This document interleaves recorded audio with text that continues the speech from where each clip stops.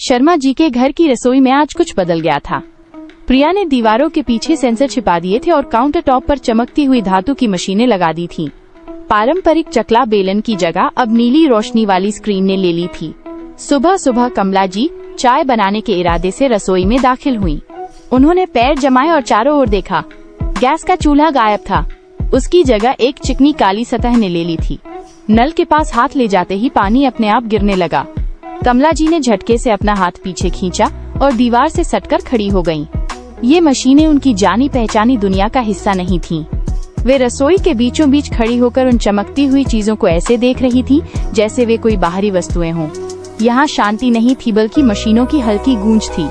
उन्होंने एक बटन दबाने की कोशिश की पर कुछ नहीं हुआ। सब कुछ इतना सटीक और ठंडा था कि उनकी परिचित रसोई का गर्माहट भरा एहसास कहीं खो गया था। उन्होंने फिर से नल की ओर देखा। पानी फिर से बिना किसी के छुए बहने लगा था। कमला जी की सांसें तेज हो गईं और उन्होंने रसोई के दरवाजे की ओर देखा, जैसे वे इस अजीब नई तकनीक से किसी तरह का रास्ता खोज रही हों।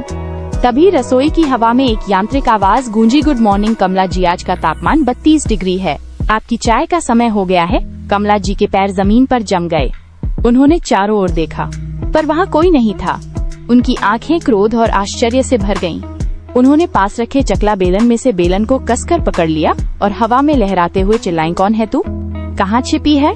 सामने आ। मशीन ने फिर उत्तर दिया, मैं ARIA हूँ, आपकी स्मार्ट असिस्टेंट।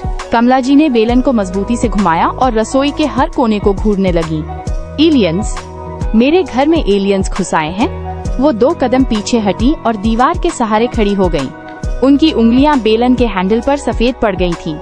उन्होंने दोबारा दहाड़ लगाई, देख तू चाहे जो भी है, मेरी रसोई से बाहर निकल जा, मैं तुझे अपना खाना नहीं बनाने दूंगी।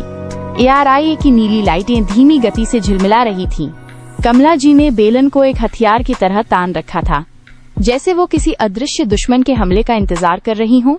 वो रसोई की उस ठंडी चमकती हुई सतह को चुनौती दे रही थीं जो अब उनके घर का हिस्सा बन चुकी थी। कमला जी ने अपनी खोज जारी रखी। उन्होंने उस चिकनी सतह पर गैस के बटन ढूंढने के लिए उंगलियां घुमाईं, पर कहीं कोई नॉब नहीं मिला। वे झुंझलाकर बोली, आखिर आग कहाँ से निकलेगी? ARIA ने निर्देश दिया। स्टोव ऑन करने के लिए बोलिए, ARIA स्टोव ऑन करो।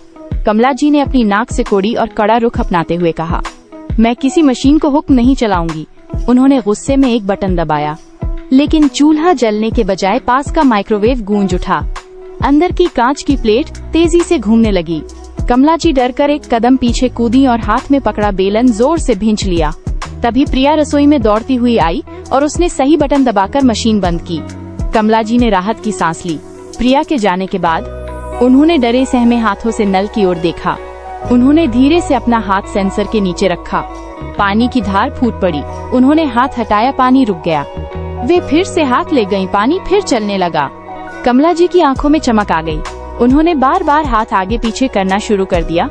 कभी नल के नीचे हाथ रखती, कभी हटाती।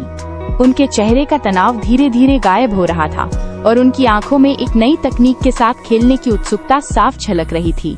वे उस पानी की धार के साथ एक खेल में व्यस्त हो गईं। दोपहर की धूप खिड़की से अंदर आ रही थी। तभी ARIA की आवाज गूंजी, आज लंच के लिए दाल चावल सबसे बेहतर है। कमला जी के हाथ में रखी करछी वहीं रुक गई। उन्होंने भौहें सिकोड़ी और हवा में मुक्का लहराते हुए चिल्लाईं, तूने मेरी सेहत चेक की बिना पूछे? मेरी मर्जी के बिना ये फैसला किसने लिया? उन्होंने झटके से प्रिया को कमरे से बाहर आवाज दी।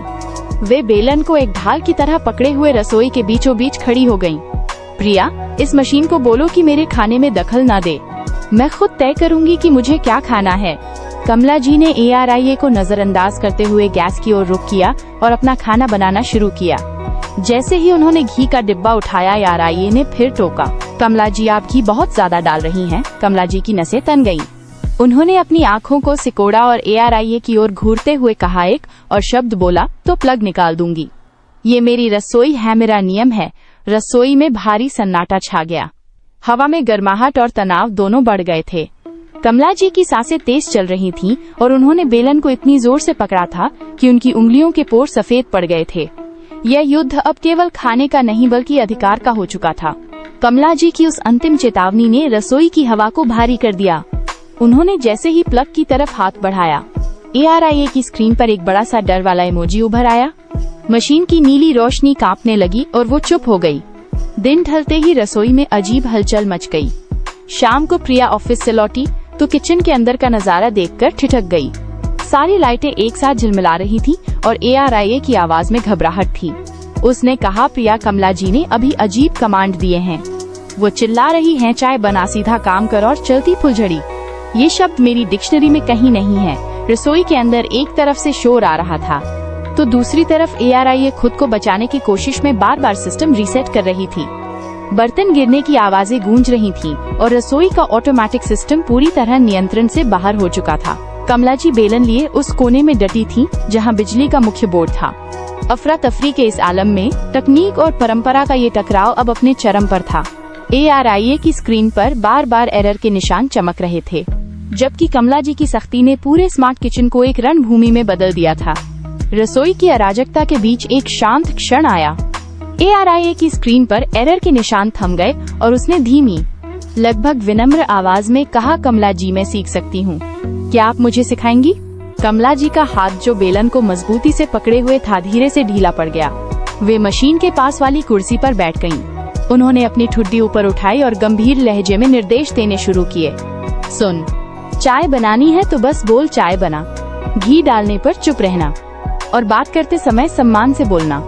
ARIA की स्क्रीन पर डेटा प्रोसेसिंग की नीली लकीरें तेजी से घूमने लगी।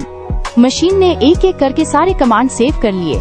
कमला जी ने पहली बार उस धातु के डिब्बे की ओर देखकर संतोष से मुस्कुराहट दी। उन्होंने कहा, अब तो काम की लगती है। रसोई में स्टोव की धीमी आवाज के साथ चाय का पानी उबलने लगा। चाय का कप तैयार होकर बाहर आया। कमला जी ने एक लंबी चुस्की ली और अपनी भौहें सिकोड़कर बोली, अगली बार अदरक थोड़ा और डालना। ARIA ने तुरंत जवाब दिया, नोटेड। वह पल कमला जी की जीत का था। उन्होंने न केवल तकनीक को अपने नियंत्रण में लिया बल्कि उसे अपने तरीके से ढाल भी लिया।